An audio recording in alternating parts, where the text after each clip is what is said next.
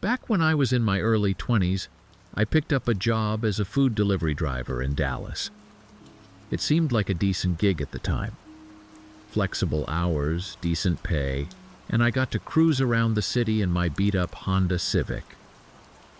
Most nights were pretty uneventful, just your typical fast food runs and pizza deliveries. But there was this one night that I'll never forget. A night that still gives me chills when I think about it. It was a Friday in late October, and the weather had just started to turn cooler. I'd been working since 6 p.m., and it was nearing midnight.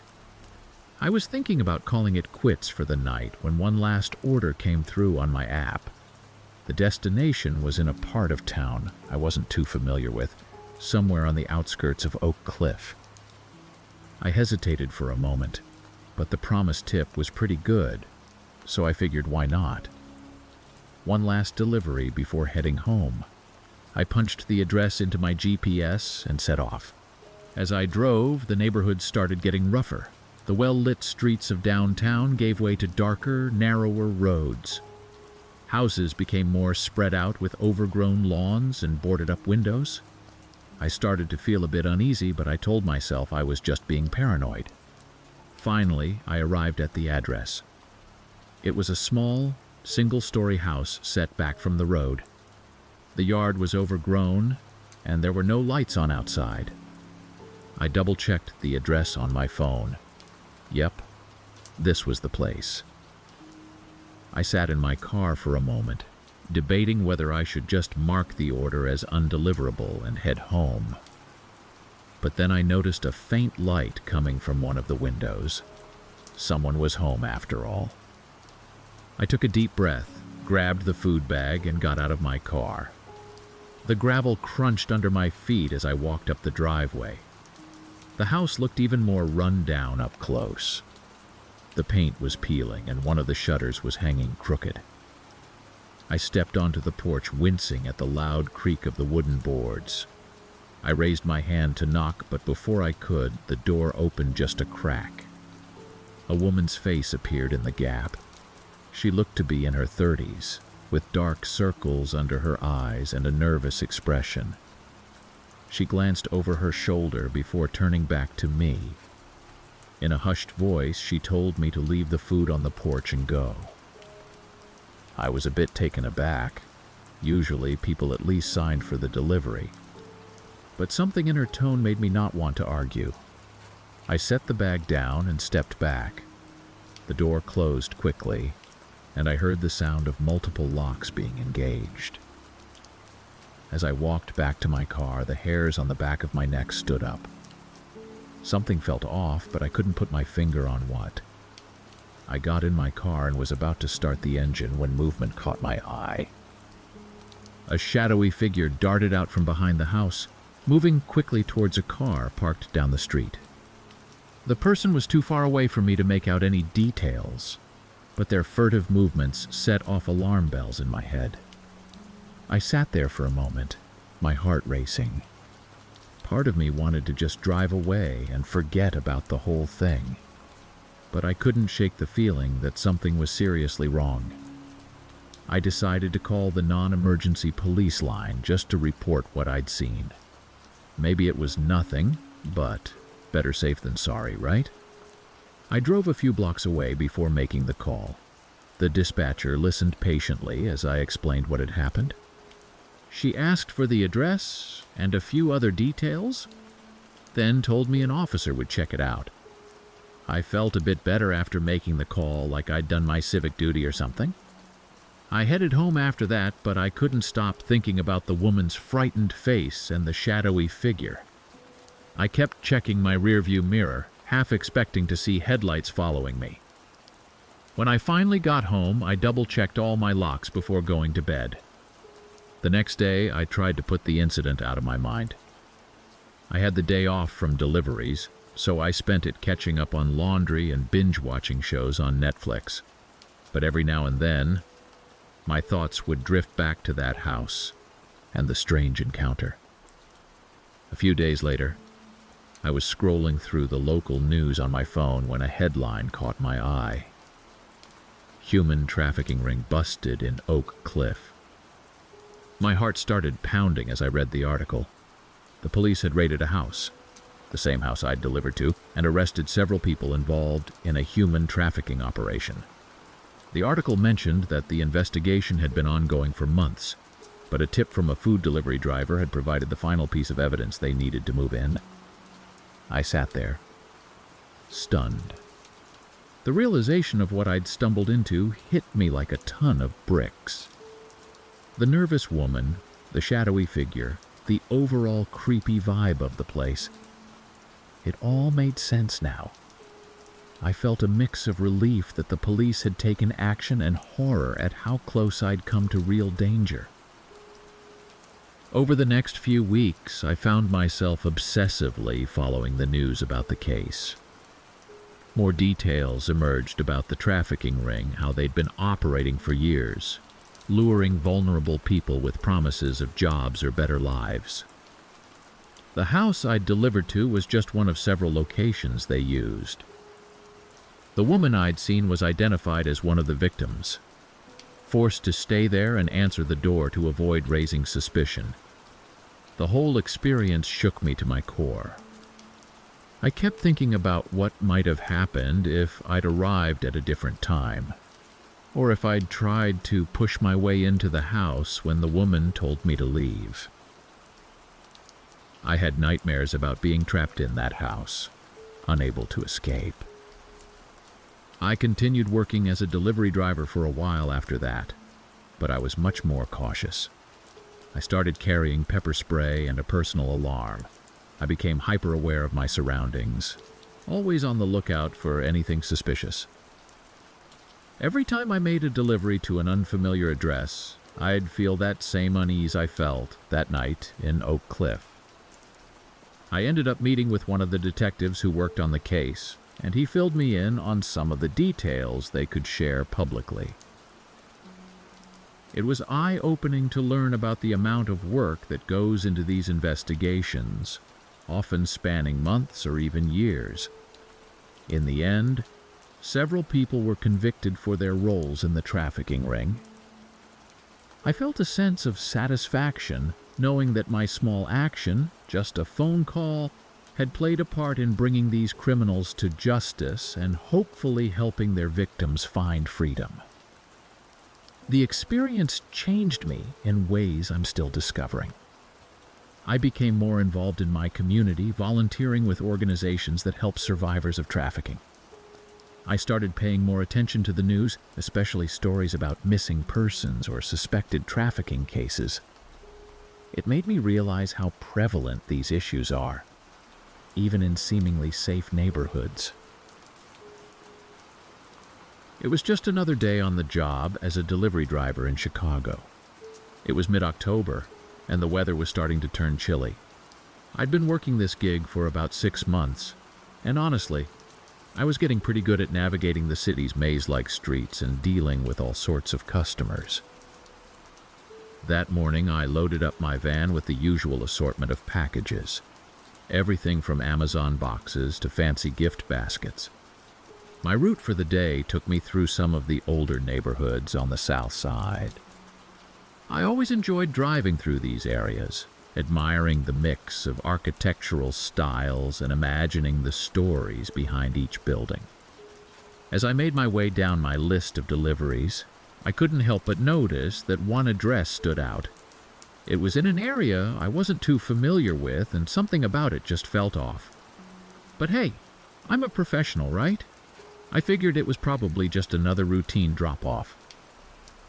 I pulled up to the address around 2 p.m. The street was lined with old brick apartment buildings, most of them looking like they'd seen better days. The one I was delivering to was particularly run down. Paint was peeling off the facade and several windows were boarded up. I double-checked the address on my phone, hoping I'd made a mistake, but nope. This was the place. I sat in my van for a few minutes, debating whether I should call my supervisor. But I knew they'd just tell me to attempt the delivery anyway. Besides, I didn't want to get a reputation for being difficult. So I took a deep breath, grabbed the package, a medium-sized box that wasn't too heavy. and made my way to the front door. The entryway was dimly lit and smelled of mildew. I noticed that the inner security door was propped open with a brick, which struck me as odd. As I climbed the creaky stairs to the second floor, I couldn't help but feel a growing sense of unease. The hallway was eerily quiet, and most of the apartment doors looked like they hadn't been opened in years. I found the right apartment number and hesitated for a moment before knocking. Part of me hoped no one would answer so I could just leave a notice and get out of there. But after a few seconds, I heard movement inside. A gruff voice called out, telling me to come in. Now, I know what you're thinking. Why would I go in? But in the moment, it didn't seem that strange. Sometimes elderly or disabled customers would ask me to bring packages inside. So, like an idiot, I turned the handle and pushed the door open. What I saw next is something I'll never forget. The apartment was dark and cluttered, with newspapers and empty takeout containers scattered everywhere. But that wasn't what caught my attention. In the middle of the room, illuminated by a single bare bulb, was a man tied to a chair. He was middle-aged, balding, wearing a rumpled suit. His eyes were wide with fear, and he was trying to say something through the gag in his mouth. For a split second, I just stood there, frozen in disbelief. Was this some kind of prank? A movie set? My brain couldn't process what I was seeing. That's when I heard rapid footsteps coming from another room. Two men burst into view, both holding handguns. They looked just as surprised to see me as I was to see them. One was tall and skinny with a scraggly beard, while the other was shorter and stockier with a shaved head. They were both dressed in dark clothes and had a wild, desperate look in their eyes. Time seemed to slow down as we all stared at each other. I could hear my heart pounding in my ears. The man in the chair was making muffled noises, trying to warn me or plead for help. I couldn't tell which. The two armed men started shouting, waving their guns around and demanding to know who I was and what I was doing there. I'd like to say I did something heroic at that moment, that I fought off the bad guys and saved the day. But the truth is, pure survival instinct kicked in. I dropped the package, turned on my heel, and ran like I've never run before. I took the stairs 3 at a time, nearly falling in my haste to get out of that building. I burst out onto the street, gasping for air and looking wildly around. I half expected the men to be right behind me, but the street was empty. In my panic, I completely forgot about my van. All I could think about was putting as much distance between myself and that apartment as possible. I sprinted down the block, turned a corner, and kept running until my lungs felt like they were on fire. Finally, I ducked into an alley and crouched behind a dumpster, trying to catch my breath and figure out what to do next. My hands were shaking so badly I could barely pull my phone out of my pocket. I called 911, my voice trembling as I tried to explain what had happened. The dispatcher kept asking me to slow down and repeat myself. I gave them the address and described what I'd seen, all while keeping an eye on the street, terrified that those men might come looking for me. While I waited for the police to arrive, a million thoughts raced through my mind. Who was that man tied up in the chair? What were those guys planning to do to him? And oh God, I'd left my van right in front of the building with all my information in it. What if they came after me? It felt like hours, but it was probably only about 10 minutes before I heard sirens approaching. I cautiously peeked out from my hiding spot and saw several police cars speeding towards the apartment building. I waved them down, identifying myself as the one who made the call. The next few hours were a blur. I gave my statement to the police multiple times, describing everything I'd seen in as much detail as I could remember.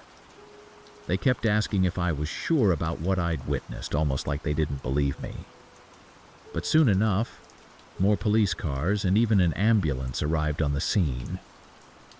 I later found out that when the police entered the apartment, they found the man still tied to the chair, but the two armed men were gone. They had apparently fled when they heard the sirens. The victim turned out to be a local businessman who had been kidnapped the day before. His family had received a ransom demand, but hadn't been able to come up with the money fast enough. The police praised me for calling them so quickly, saying that I had likely saved the man's life. But honestly, I didn't feel like a hero. I felt shaken, vulnerable, and incredibly lucky to have gotten out of there unharmed. My boss was understanding about the whole situation and gave me a few days off to recover. But when I returned to work, I found myself jumping at every little noise and eyeing each delivery address with suspicion. It took weeks before I started to feel somewhat normal again. The police kept me updated on the case. They managed to identify the two men from my description and some security camera footage from nearby buildings. It turned out they were part of a small-time gang that had been trying to branch out into kidnapping. They were caught about a month later trying to pull a similar stunt in Indianapolis. I was asked to testify at their trial, which was another nerve-wracking experience. Seeing those men again in the courtroom brought back all the fear and anxiety from that day. But I knew I had to do it, not just for my own peace of mind, but for the sake of their victim and to prevent them from hurting anyone else. The whole ordeal made me seriously reconsider my career choice. I mean, I knew being a delivery driver could be dangerous. You hear stories about robberies and accidents, but walking into the middle of a kidnapping, that was way beyond anything I'd ever imagined. I started taking self-defense classes and became much more cautious on the job. I also began looking into other career options, maybe something that didn't involve going into strangers' homes. But at the same time, I didn't want to let fear control my life. I knew that what happened to me was a freak occurrence, not something that happens every day. In the end, I decided to stick with delivery work, at least for a while longer. But I made some changes. I became much more strict about following company policy. No entering homes, no accepting invitations inside. If something felt off about an address or a customer, I trusted my gut and called for backup. I still drive past that apartment building sometimes on my routes. It's been renovated now, turned into fancy condos as part of the neighborhood's gentrification. Most people walking by probably have no idea about the drama that unfolded there. But every time I see it, I get a little chill down my spine. Now, whenever I'm out on deliveries and someone tells me to just come on in, I politely decline. I'll brave Chicago traffic, navigate confusing apartment complexes, and deal with grumpy customers all day long, but I draw the line at walking into strangers' homes. Once was more than enough for this delivery driver. I was working as a flower delivery person in Portland, Oregon. It was a job I'd taken up to help pay for college, and most days, it was pretty great. I mean, who doesn't love bringing joy to people's doors in the form of beautiful bouquets? Little did I know that one sunny Tuesday afternoon would turn into one of the creepiest experiences of my life. The day started like any other. I arrived at the flower shop early in the morning, greeted by the sweet scent of roses and lilies.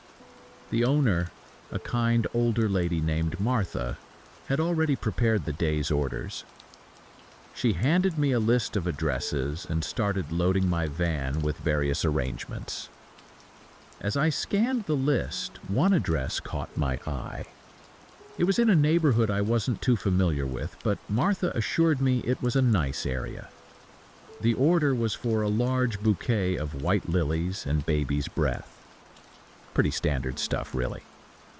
I spent the morning making my usual rounds, dropping off birthday surprises, anniversary gifts, and the occasional "I'm sorry" bouquet.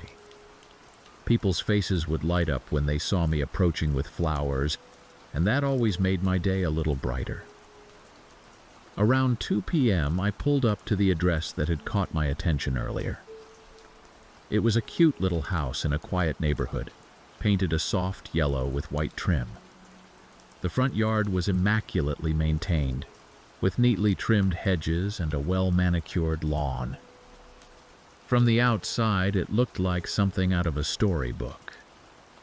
I grabbed the bouquet from the back of my van and made my way up the cobblestone path to the front door. The porch was decorated with potted plants and a cozy-looking rocking chair. Everything about the place seemed perfectly normal and inviting. I rang the doorbell and waited, adjusting my cap and smoothing out my shirt. After a moment, I heard shuffling from inside, and then the door opened. An elderly man stood there, probably in his late 70s or early 80s. He had thinning white hair, wore thick-rimmed glasses, and was dressed in a cardigan that looked like it had seen better days. The man's face lit up when he saw the flowers, and he greeted me with a warm smile. He seemed friendly enough, commenting on how beautiful the bouquet was and asking if I'd had a busy day. I responded politely, as I always do with customers. That's when things started to feel off. The man invited me inside, saying he wanted me to set the flowers on a specific table. Now, normally I'm not supposed to enter customers' homes. It's a safety policy that the flower shop has in place. But the man was elderly, and I thought maybe he needed help carrying the vase. Against my better judgment, I stepped inside. The interior of the house was unexpected. While the outside was cheery and well kept, the inside was cluttered and dimly lit. The air was heavy with the scent of mothballs and something else I couldn't quite place. Stacks of old newspapers and magazines lined the hallway, and I had to be careful not to knock them over as I followed the man into what I assumed was the living room. He directed me to place the flowers on an antique side table near the window. As I was arranging the vase, trying to make the display look nice, something on the wall caught my eye. It was a collection of framed photographs. At first glance, they seemed like normal family photos. But as I looked closer, I noticed something unsettling. In each picture, the elderly man was posed with a young woman. That in itself wasn't weird, but the expressions on the women's faces, they all looked uncomfortable. Some were trying to smile, but their eyes told a different story. They looked nervous, even scared. I tried to look away to focus on the task at hand, but my eyes kept being drawn back to those photos. There were so many of them, at least a dozen, all with different young women. None of them looked related to the man. They were too diverse in appearance, and in every single one, there was that same look of discomfort. As I finished arranging the flowers, I became acutely aware of how quiet the house was. The only sound was the ticking of an old grandfather clock in the corner. The elderly man had been silent, just watching me work. When I turned to face him, I found him staring at me with an intensity that made my skin crawl. He smiled again, but this time it didn't reach his eyes. He asked if I wanted to stay for tea, saying that he so rarely had visitors and would enjoy the company. His tone was friendly, but there was an undercurrent of something else. Eagerness? Desperation? I couldn't quite put my finger on it, but it made me extremely uneasy. I knew I had to get out of there. Every instinct was screaming at me to leave. I made up an excuse about having more deliveries to make and needing to get back to work. The man's face fell, and for a moment I saw a flash of anger in his eyes. But it was gone so quickly, I almost thought I had imagined it. As I made my way to the door, I noticed that the man was positioning himself between me and the exit. He kept talking, asking questions about my job, where I was from, if I lived alone in the city. Each question made me more and more uncomfortable. I reached for the doorknob, and that's when I heard it. The distinct sound of a lock clicking. The man had locked the door while I was arranging the flowers. My heart started racing. I tried to keep my voice steady as I asked him to unlock the door, saying that I really needed to get going. He hesitated, still smiling that unsettling smile. He said he just wanted to chat a bit more, that surely I could spare a few minutes. His hand was in his pocket, and I had a horrible feeling that he might have a weapon. In that moment, I didn't know what to do. Should I try to push past him? Should I scream for help? Would anyone even hear me in this quiet neighborhood? My mind was racing, trying to remember any self-defense tips I'd ever heard.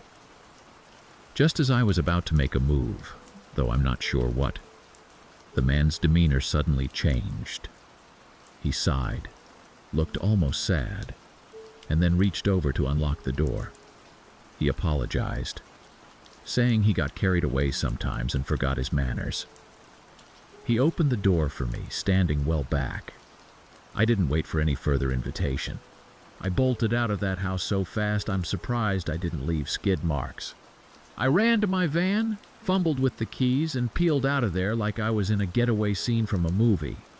Once I was a few blocks away, I pulled over, my hands shaking so badly I could barely grip the steering wheel. I sat there for a while trying to process what had just happened. Had I overreacted? Was the man just lonely and socially awkward? But those photos and the locked door, it all felt so wrong. I debated whether I should call the police. But what would I say? An old man invited me in for tea, and I got scared. It sounded ridiculous when I thought about it like that. In the end, I decided to head back to the flower shop and talk to Martha. When I got back and told Martha what had happened, her face went pale.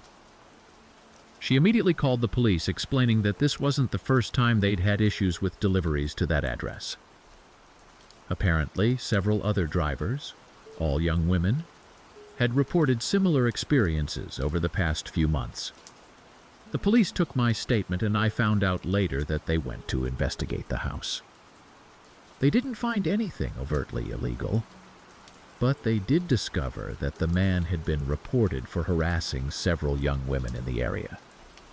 He'd never done anything that crossed the line into criminal behavior, but he had a history of making women uncomfortable. In the days that followed, I couldn't stop thinking about what had happened. I kept replaying every moment in my head, wondering if there were signs I should have noticed earlier. Should I have refused to enter the house in the first place? Should I have been more forceful when I wanted to leave? The experience shook me more than I wanted to admit. I found myself jumpy at work, especially when delivering to addresses I wasn't familiar with. Every time a customer invited me inside, even for innocent reasons, I'd feel a surge of panic. Martha was incredibly supportive. She implemented a new policy that drivers were never to enter a customer's home under any circumstances.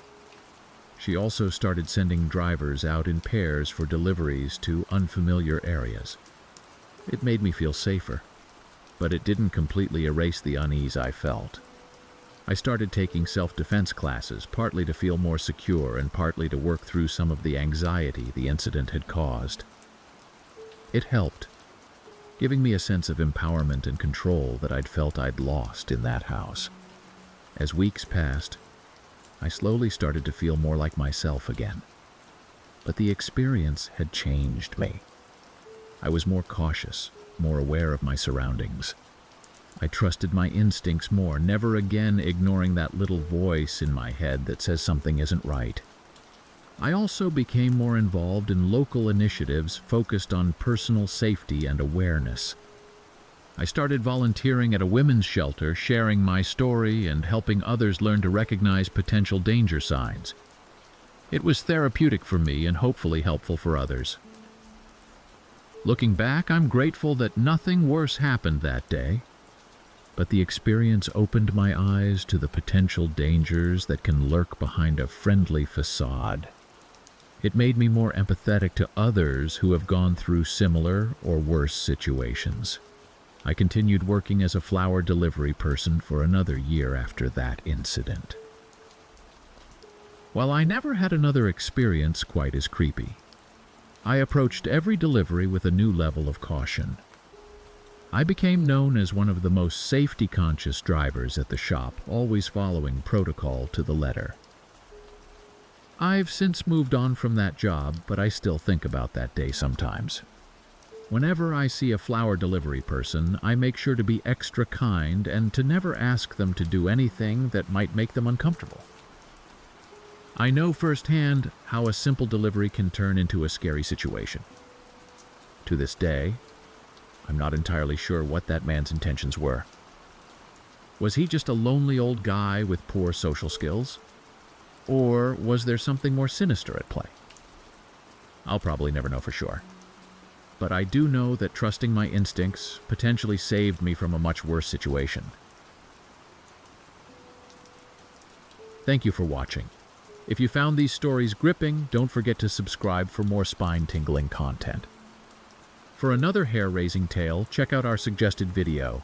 And if you're hungry for more eerie encounters, dive into our playlist featuring similar chilling narratives.